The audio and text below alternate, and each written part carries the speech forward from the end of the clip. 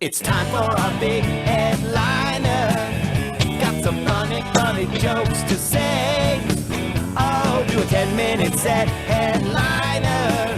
Man, I'm so glad that it's Thursday. Yeah. Bill Van Teeth! Yeah. Woo. Thanks, guys. My goodness, what an amazing show, both from a technical standpoint and a talent standpoint. I'm just going to tell one joke and then leave.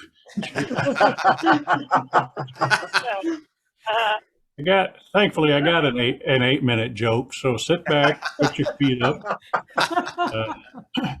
I dressed up for you. These are always important to me, and I like to show that I understand how much effort you put into it. So there you go.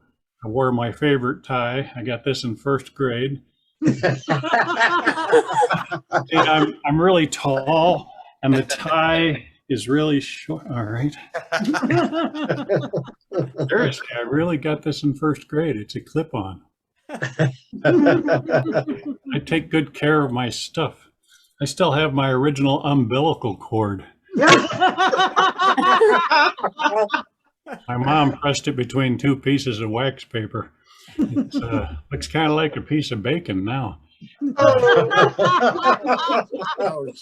My dog got a hold of it. He's always hungry, that one. I wish I had a dog. I don't mind telling you, I've been a little depressed lately. I tried therapy. I thought it was just a premise for comedians. Huh. Turns out it was. We mostly just argued.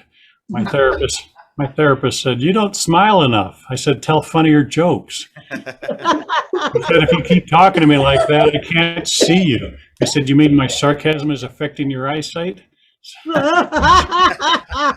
He said, "It's not sarcasm, it's facetiousness. You're trying to be funny." I said, "Well, at least one of us is."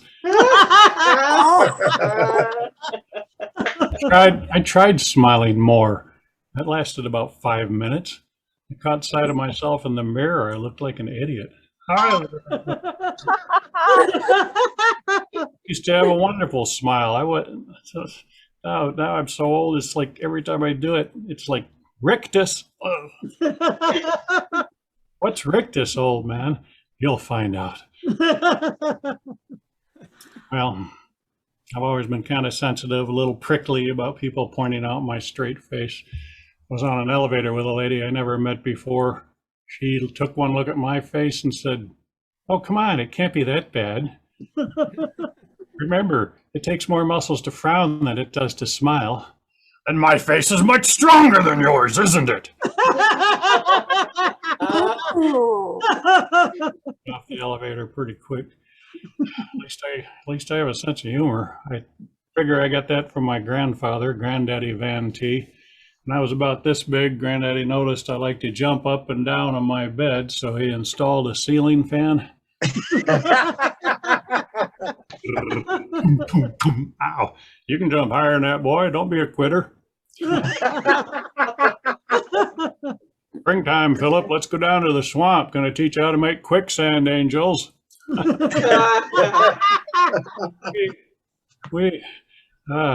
That was an old one. Still works. See what happens? Girl that doesn't have anything to do with anything in reality. See, 100 years later, you could do it again.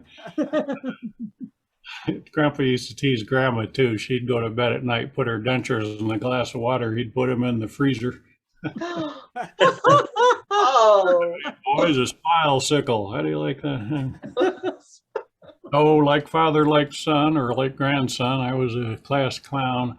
7th grade English teacher told us that over in Britain, they call the police department the local constabulary. She said, "Philip, rise and use constabulary in a sentence." Okay. Mo said I could stab you, Larry, and Curly can't do anything about it.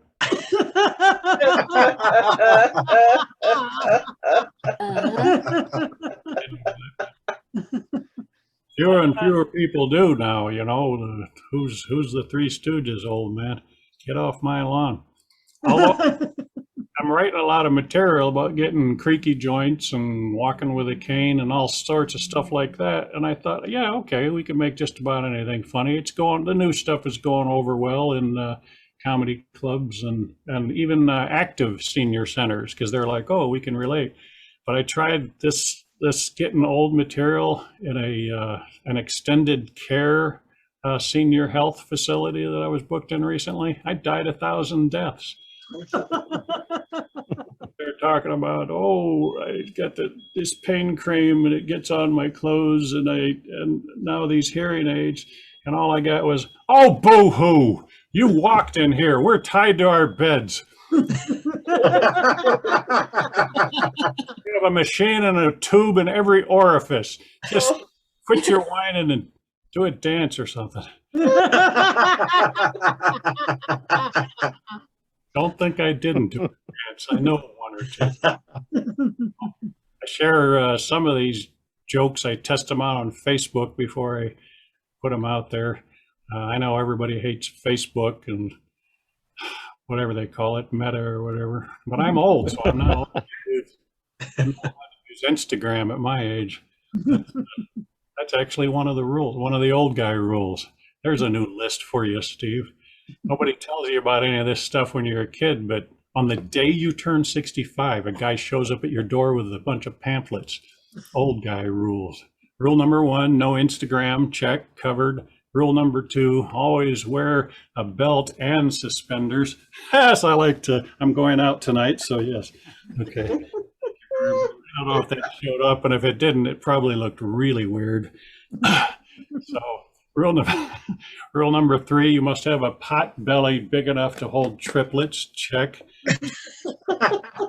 Make a good use of it though, because I found out that when I laugh real long and hard, I can just go, oh, like that. And it's pretty cool.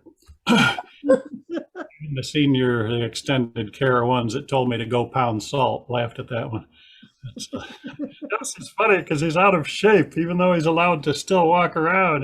He'll be with one of us soon. What are you guys talking about? I can't hear you. Most important old guy rule: always take a picture of your food and post it on Facebook. I don't even bother taking it out of the paper sack anymore. I just click, hey, what is it? I don't know. I like to be surprised. I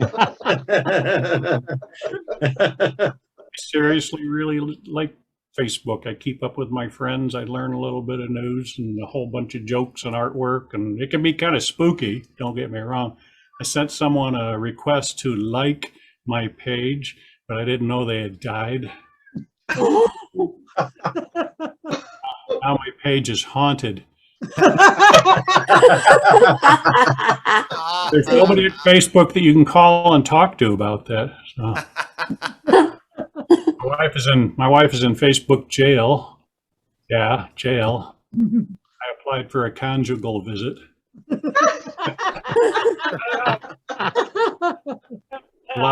He blocked me. There's nobody at Facebook you can call and talk to about that. I said, you blocked me? She said, don't feel bad. Sometimes when a person is trying to click unfriend, they accidentally click block instead. Touche. Love you too, baby. I still get friend requests from some of the kids I grew up with. None of us are kids anymore.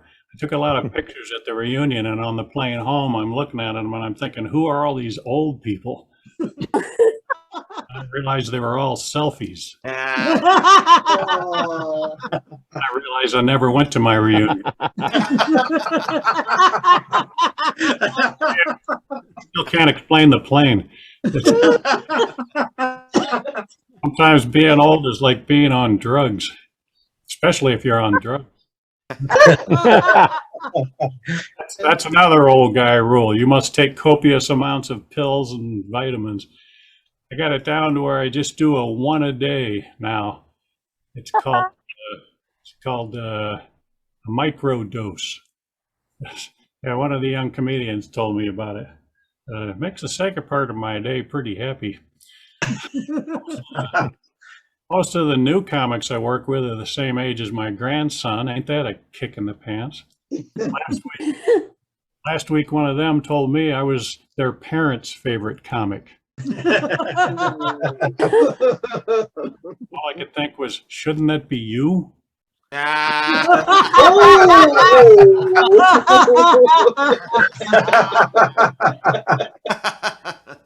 been at this 47 years, man and boy. No brag, just fact.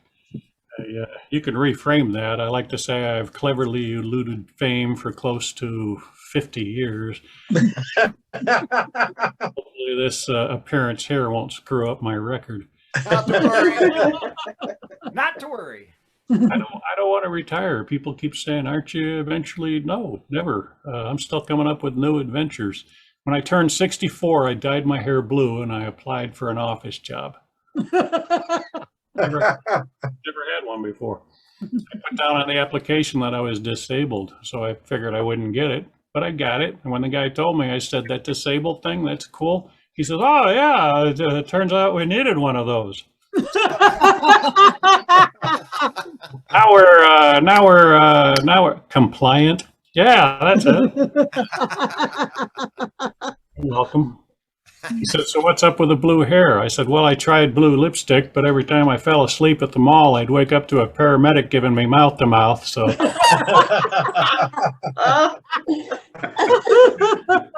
not anything wrong with that. You know, it's just let me know your preferred pronouns and we're off to the races. So the first day of this office job, I go in and I show them how tough I am. I said, okay, listen up, everybody. I came here to drink coffee and pee, and I'm all out of coffee. So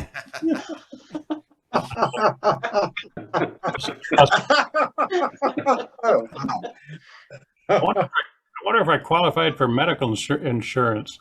You know, if you count the interview, I was there for like at least 45 minutes. Yeah, it's got to count for like an aspirin or something.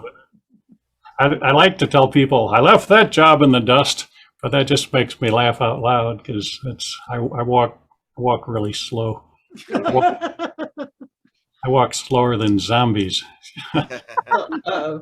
Which used to scare me, but then my wife said, "Don't worry, they're after brains."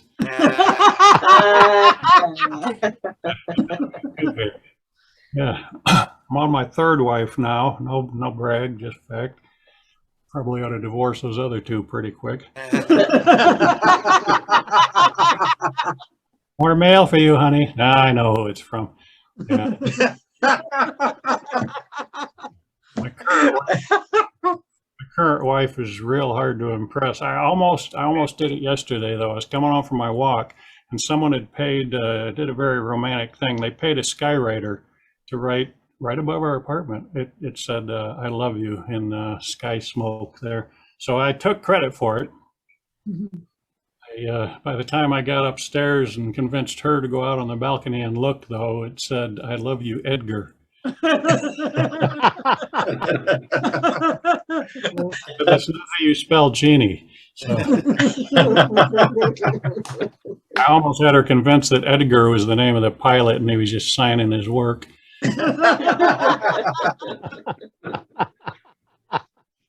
never want to fight with my wife, but you know, stuff just happens. So like she said, is my butt too big? I said, not for that body.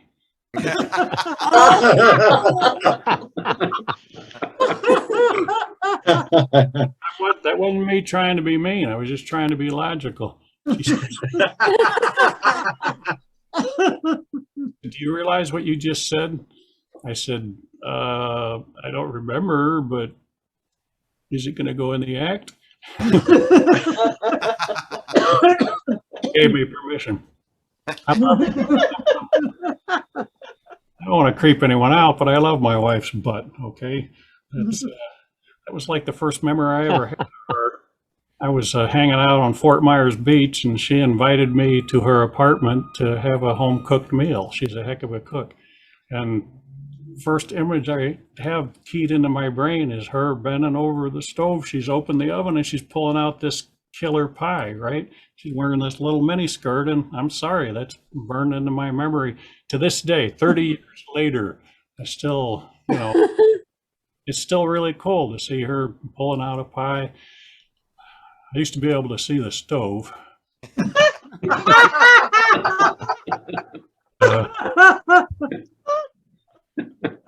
Great. I wish for all of you health and happiness and strength and clarity. I wish for you. Of course, my uncle used to say, wish in one hand and spit in the other, see which one fills up faster.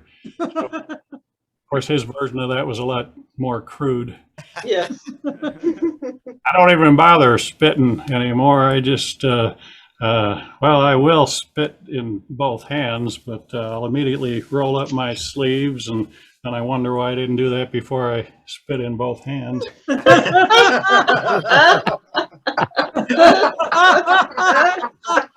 couldn't ask for a sweeter audience, and Brad and Steve, you're the ones who always make it happen. By the way, Brad, from now on, whenever a joke of mine bombs on stage, I'm going to do the little washing the ducks motion. That was my favorite part so far, and thank you so much for that.